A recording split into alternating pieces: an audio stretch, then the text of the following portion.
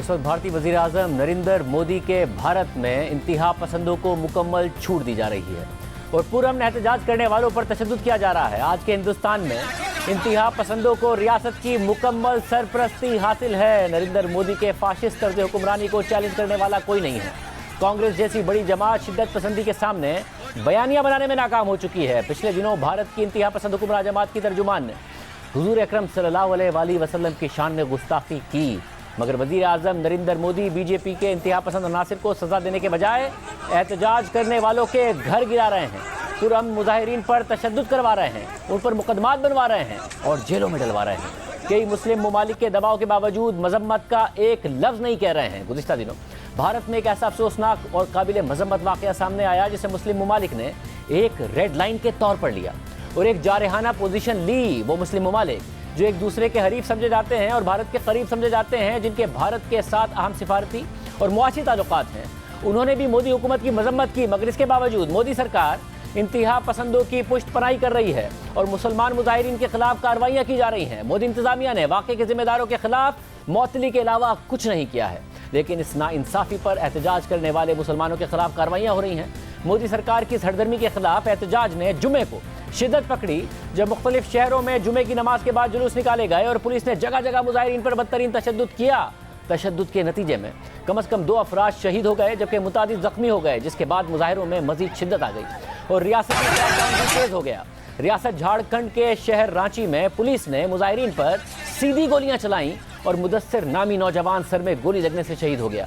मुदस्सिर की वालदा ने मोदी हुकूमत से इंसाफ का मुतालबा करते हुए कहा कि मुदस्सिर का जुर्म सिर्फ ये था कि उसने इस्लाम जिंदाबाद का नारा लगाया था। बीबीसी के मुताबिक भारत में किसी अहम मुस्लिम तंजीम ने इन मुजाहिरों की कॉल नहीं दी थी और ये मुजाहिरे मकामी नोयत के थे जो भारत में जारी मौजूदा मुस्लिम मुखालिफ हालात में अज खुद सामने आए थे। इसके बावजूद पुलिस ये साबित करने की कोशिश कर रही है कि यह सब एक सोचे समझे मंसूबे के तहत किया गया और इस दावे की आड़ में पुलिस मुसलमानों के खिलाफ सख्त कार्रवाइयाँ कर रही है। पुलिस का दावा है कि मकामी इंतजामिया सिर्फ गैर कानूनी घर गिरा रही है, लेकिन मुजाहिरीन का कहना है कि उन्हें शहरियत के मुतनाज़ कानून और तौहीन रिसालत के खिलाफ आवाज़ बुलंद करने की सज़ा दी जा रही है। सबसे ज़्यादा कशीदगी रियासत उत्तर प्रदेश में हुई, जहाँ बीजेपी के इंतहा पसंद रहनुमा योगी आदित्यनाथ वज़ीर आला हैं। योगी आदित्यनाथ ने जुमे के वाक़यात के बाद मुसलमानों के खिलाफ क्रैकडाउन का हुक्म दिया, जिसके बाद बहुत से मुसलमानों के घर गिरा दिए गए। योगी ने मुजाहिरीन को शरपसंद करार देते हुए कहा कि उनके खिलाफ मिसाली कार्रवाई होगी।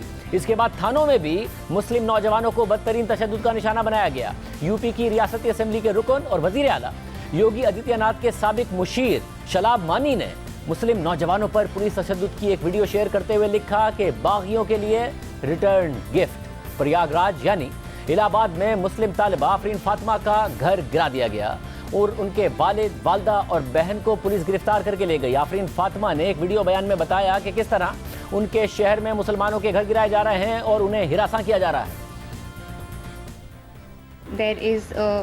यहाँ बुलडोजर्स हैं, जेसीबी शहर भर में मौजूद हैं। ये सिर्फ मेरे इलाके या मेरे खानदान के बारे में नहीं है, ये इलाहाबाद के बहुत सारे घरों में हो रहा है। इलाहाबाद के बहुत सारे मुसलमान घरों में हो रहा है।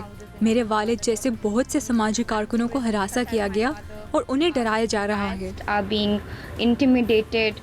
केरला में पुलिस के जानिब से मुजाहिरीन पर लाठीचार्ज किया गया। इस दौरान तलबा रहनुमा आयशा रीना को पुलिस सड़कों पर घसीटते हुए ले गई और थाने में भी नाज़ेबा सलूक किया गया।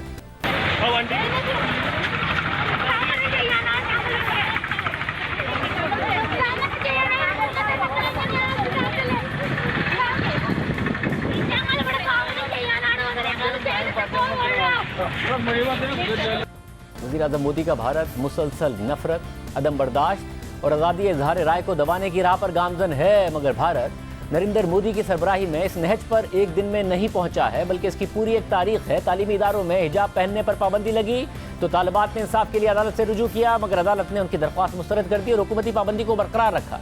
यानी इदारे भी नरेंद्र मोदी और उनके इंतहा पसंदाना नजरियात के सामने सरेंडर करते रहे। मुसलमान तलबा से लेकर सहाफ़ियों और अदाकारों तक को निशाना बनाया गया। मोदी हुकूमत ने एक एक करके इख्तिलाफी और आज़ाद आवाज़ों को खामोश कर दिया है।